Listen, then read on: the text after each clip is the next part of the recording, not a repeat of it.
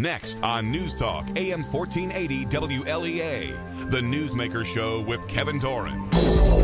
It's Brian O'Neill in for Kevin Doran again. On the phone today on this Tuesday morning with Steuben County Sheriff Dave Cole, as well as the Sheriff's Department's Captain Eric Tyner and Undersheriff James Allard to talk about the John Buckley's meeting last week on the growing drug problem in the county. We're going to talk about the crime problem and the drug problem, mostly focusing on the drug problem. Sheriff Cole, Captain Tyner, Undersheriff Allard, thanks for joining us today. You're welcome. Sheriff, it seems to me that every time there's a house break-in the news, someone will inevitably say that the suspects were probably drug addicts hoping to steal what was inside the house and then sell the items they stole to turn around to buy more drugs.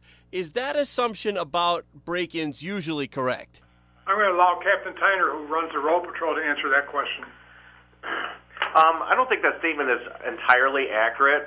Where we do find that many of the break-ins that we investigate are attributed to some kind of narcotics or drug problem that the suspect is having. But there are also other property crimes, and there's other motives for property crimes that occurred that we are involved in. So I don't think that statement is 100% accurate in regards to that. But the drug problem is a big factor in many property crimes that we investigate. Last week, during Deputy Mayor John Buckley's Hornell Town Hall on the drug problem, Sheriff Cole, you talked about your drug interdiction program where law enforcement hopes to shut down drug houses and stop drug dealing from cars. Your department's had a couple of arrests from this interdiction plan lately. Sheriff, can you explain how your sheriff's department works with police in hoping to shut down drug houses? Yes. When I first came into office in 2013, I met with the district attorney, and we actually looked at the undercover narcotics investigators in the county. At that time, we had 4 undercover narcotics investigators, some from our department, some from other police departments. What we did together was we increased the undercover narcotics, from 4 to, I think, 11, and the district attorney also hired a retired state police investigator from CENA, which is a narcotics enforcement task force, to work and coordinate this undercover program. Now, leaving that aside, the undercover program is a district attorney's initiative. What I decided to do was look at other ways of attacking drugs. So an idea that I came up with is called drug interdiction.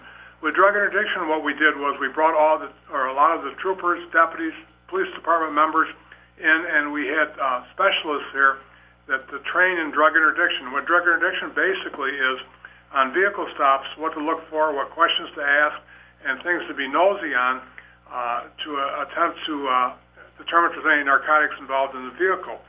And the next thing I did was develop a drug tip line, 1-844-DRUG-TIP, so that county residents can call us with any information on narcotics in the county, and then we put it onto into a computer file and distribute it to all the chiefs of police, all the police departments, the state police, and our own people, so the information's out there.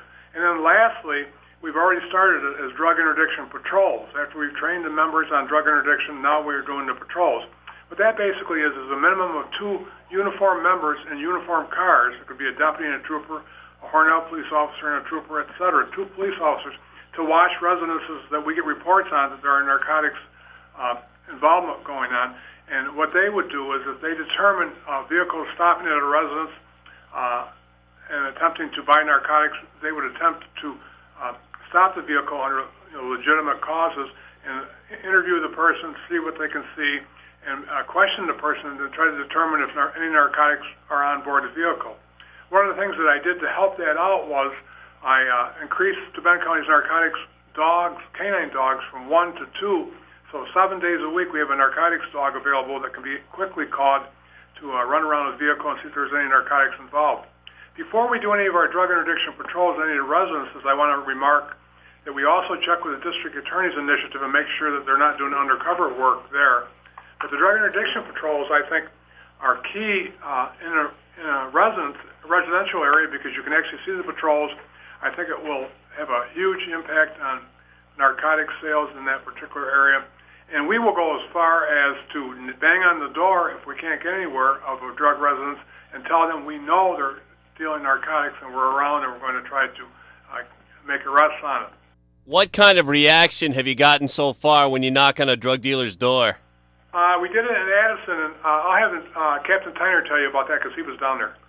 Yeah, we visited a residence down in Addison, and we ended up making, actually the Addison Police Department, working with them and the state police, they ended up making an arrest in regards to some drug activity that was going on in the area.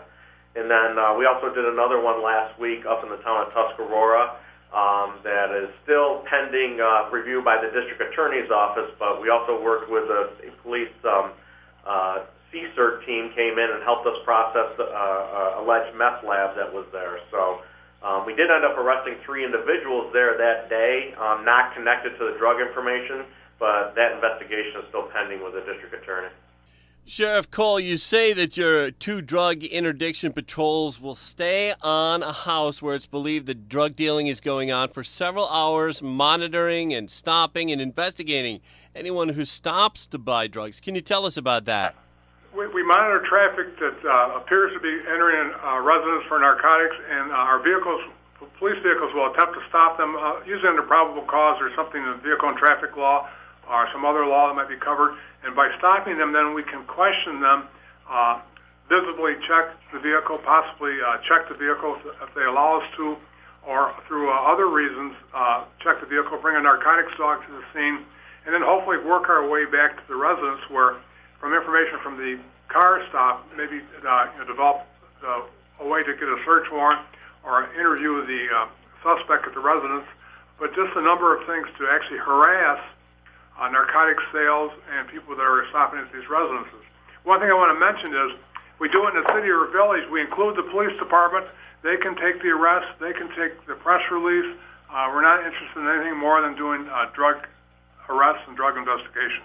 Would like to take a moment to talk on what Hornell Alderman Norm McCumsky said about the problem of teenagers using e-cigarettes and putting marijuana in the e-cigarettes instead of tobacco. This is something I just want to point out to you, be aware of, these e-cigarettes, which are vaporizers, and everybody's heard of e-cigarettes, but what kids are doing now is substituting marijuana and putting them in e-cigarettes. Sheriff Cole, has your department noticed this on the streets of Steuben County among teens? I'm going to allow the undersheriff who's pulling at my arm here to answer that question. So we haven't had any arrests or investigations involving the e-cigarettes. However, we have done training with our SROs and spoken with them to make sure they're on the lookout for any trends or indications that that is on the rise. As Alderman Norm McCumsky discussed, students who go from 6th grade into 10th grade, as they age, they become more accepting of marijuana. Here's what McCumsky said. What's really significant with the marijuana one is that the kids get older, their understanding of the harm of marijuana goes down. That kids today believe that marijuana is a pretty safe and harmless drug. And as they start to use it and use it more often, they don't view it as harmful. So they start out in 6th grade, that 76.6% of 6th graders thinks it's harmful, but by the time you get to 10th grade, it's 51.5%. And there's a real difference between their perception of harm and use. There's a real correlation between that. Wondering if anybody at the Sheriff's Department has seen this sort of thing, whereas as students get older, they become more accepting of marijuana. I think there's a couple things going on there. One is that most elementary schools have programs that are very direct in their anti-drug statements and in the training that they give to the children in elementary school, whereas the students become older, enter middle school and high school, they're much more apt to find information for themselves, whether it's on the internet or from other acquaintances. So I think their perceptions change from information received from teachers to information they receive from peers, and I think that greatly affects their perception of the harm of the drug. And additionally, the marijuana has increased since the 1960s, significantly more potent with the THC than it was before. I think it's a dangerous drug, a gateway drug. I think another reason the older kids may think it's more permissible because of some of the governor's outlooks on trying to legalize marijuana. like a lot of the other states have. He's already legalized medical marijuana. He wants to take your guns and provide you with pot. We're talking with Steuben County Sheriff Dave Cole and Under Sheriff James Allard and Captain Eric Tyner on the Newsmaker Show today. Brian O'Neill filling in for Kevin Doran. We're talking about the problem of illegal drugs in Steuben County. If we could focus on bath salts for a moment. That was mentioned at the John Buckley Town Hall last Wednesday night in Hornell. I'm wondering if anyone wanted to comment on the bath salts arrest that the Steuben County Sheriff's Office has been dealing with. Specifically, what does bath salts do to people? I'm going to have Captain Tyner talk on that. The issue with the bath salts is we see it kind of comes in trends that comes around. When it initially came out a few years ago, there really was no legislation to cover it, and it was actually being sold by retailers in the area. Once legislation was passed that basically restricted that, and then we actually saw a move away to heroin and meth, some of the other problems. But what bath salts is basically they're just changing the chemical compound of the methamphetamine and adding things at different molecular levels. And when we test drugs or make an arrest for drugs, it has to be that specific chemical compound. And when they change it, then what it does is make it technically not illegal to possess. So, and a lot of the bath salts we see are coming out of the Far East and outside the United States, and they have chemists over there that are just basically changing the compound and then selling it here in the United States. As far as the effects of it, bath salts are extremely dangerous. Probably one of the most dangerous drugs that I personally have seen in 20 years of doing this, because the effects it has on people are horrific. People do things that we don't see with a lot of the other drugs. I mean, just besides the abnormal behavior, they actually become hallucinogenic, and they do things that really society would be shocked at. Hornell Mayor Sean Hogan spoke of the problem of mysterious out-of-towners who come in from bigger cities to live in this area and then find themselves frequently in trouble with Hornell police and in and out of court.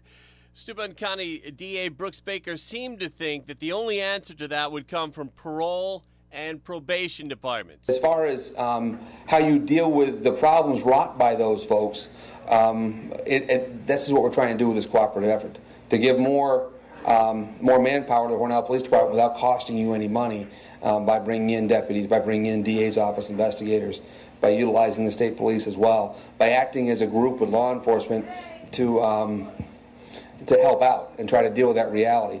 As far as these folks with match, if they're in and they're out, there is name monitoring. There wouldn't be. I mean, if they're under court supervision, we can deal with them as probationers, and that maybe is a conversation we ought to have with the probation department. If their people are failing out and wandering the streets of Hornell, that's something we can deal with. Maybe that's also a conversation we could have with New York State Parole if their people are doing the same thing. Sheriff Cole, your thoughts on what Baker said there, and your thoughts on how to stop this problem of drug addicts or drug dealers moving into town from bigger cities?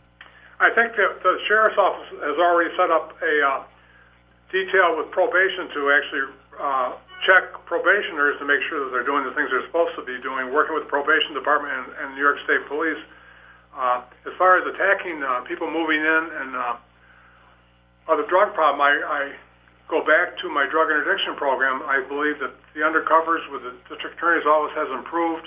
I think that if the police departments and communities permit the drug interdiction program to work, that it would be a critical step toward drug prevention.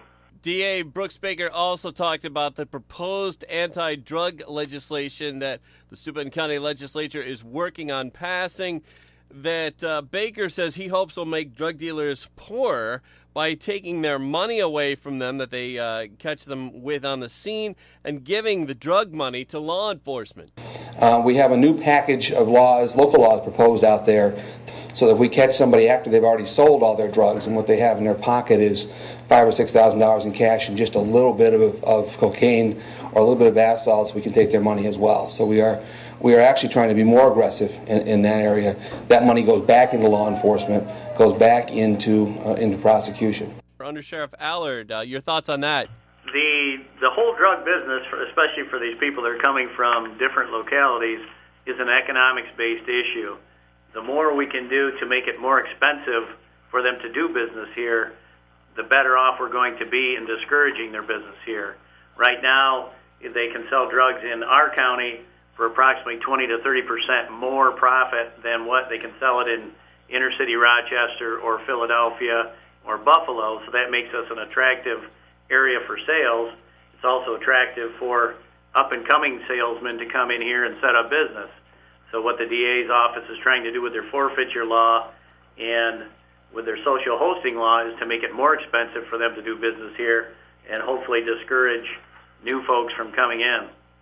We're talking with Steuben County Sheriff Dave Cole and Under Sheriff James Allard, who we just heard from there, as well as Captain Eric Tyner. They're all on the phone talking with us about the problems of drugs in the area. We'll be back on the Newsmaker Show in just a moment.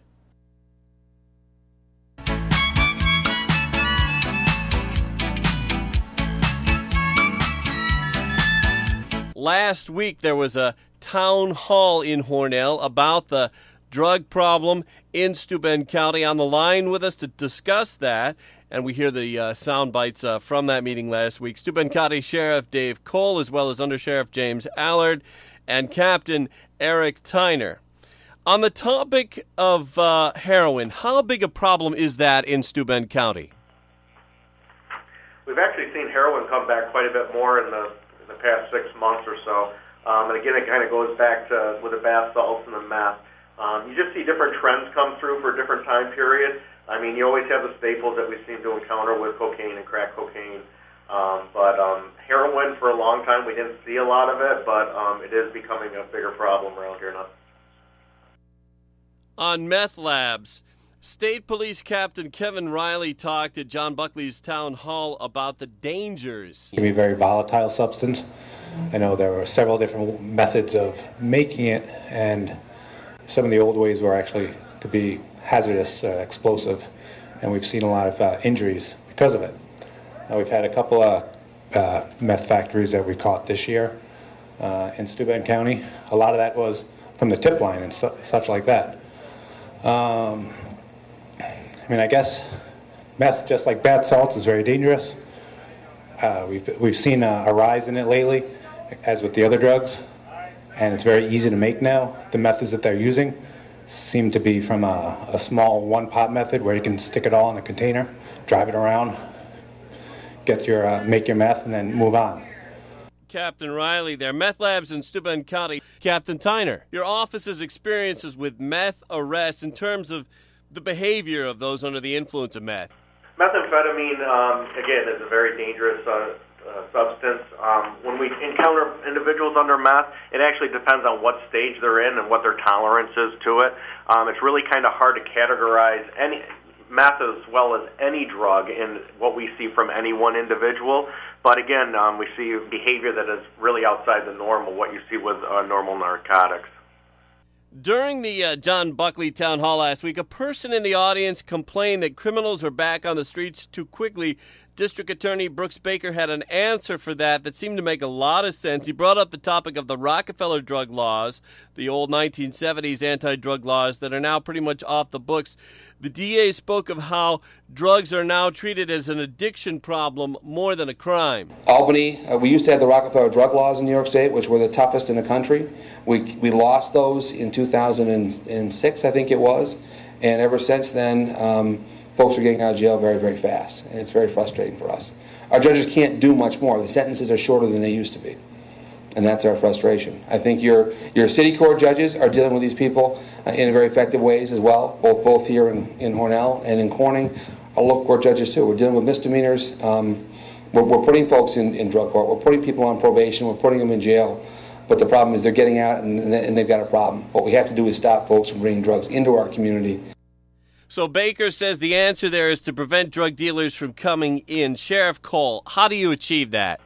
One of the parts of the drug interdiction program, of course, is to go after drug dealers, as I mentioned, in residences. But also another part of the program is that we have contacts with the New York State Drug Task Force, with the state police. We have contacts with all the cities. And one part of the drug interdiction program I did not mention was that we are working toward drug interdiction on Interstate 390 and 17, and where that comes from is we have people that are trained in drug interdiction again that can actually look at vehicles that they may want to look at as far as narcotics transportation. But also, we have contacts from the various police departments who will tell us people in the county that are in the area that they may see in the city of Rochester or someplace in the state in a house that they're watching. They'll identify a Steuben County car, and our drug interdiction cars will try to initiate a stop on it to see if they're bringing narcotics back into the county. But I think the overall drug interdiction program is designed to go after the drug dealers. And Sheriff, there was a comment from Hornell Police Chief Ted Murray about how he had patrols too. You wanted to address that? Yes. The patrols that we provide are on the residents all the time, every second. They don't have to leave for complaints. And it's constant monitoring of vehicles that stop at the residences. It's not a pass-through. It's a free service. It's provided with troopers, deputies, Hornell police officers if they want to certainly attach to it. But it's the drug interdiction patrols are there, period, to watch and monitor drug residences. They're not a pass-through, drive-by, look at them and see if there's anything going on. They're there for several hours monitoring all types of traffic. Is it possible to ask for the Sheriff's Department to assign vehicles to a house if suspicious activity is going on?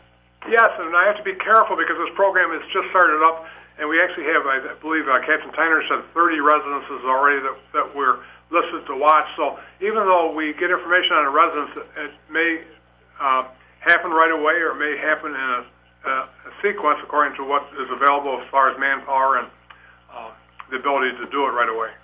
Final question before we go. Sheriff Cole or Under Sheriff James Allard or Captain Eric Tyner, was there anything that we did not bring up question-wise that you'd like to talk about before we go?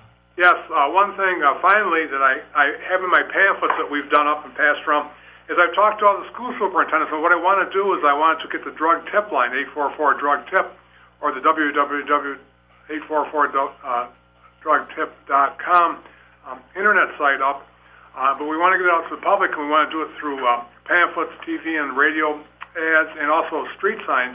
I have some individuals in the county who are willing to finance that end of it, and I wanted to do that quite publicly by the end of the year. So I've asked the school superintendents if the students in the school would help participate in making and manufacturing and designing these things. I've gotten some response, but not a lot back, but I think it's a great program and it gets the kids involved. And so I think the public can do, possibly to get Hornell High School to jump on board, or any place they live to jump on board. We'll set them up with it, and the students would actually be involved in this, and I think it would be a good thing. Our thanks to Steuben County Sheriff Dave Cole and Under Sheriff James Allard and Captain Eric Tyner for coming on our show today. A very helpful, very informative, I think a very important show. Thank you. Thank you. I'm Brian O'Neill filling in for Kevin Doran. News is next on AM 1480 WLEA Hornet.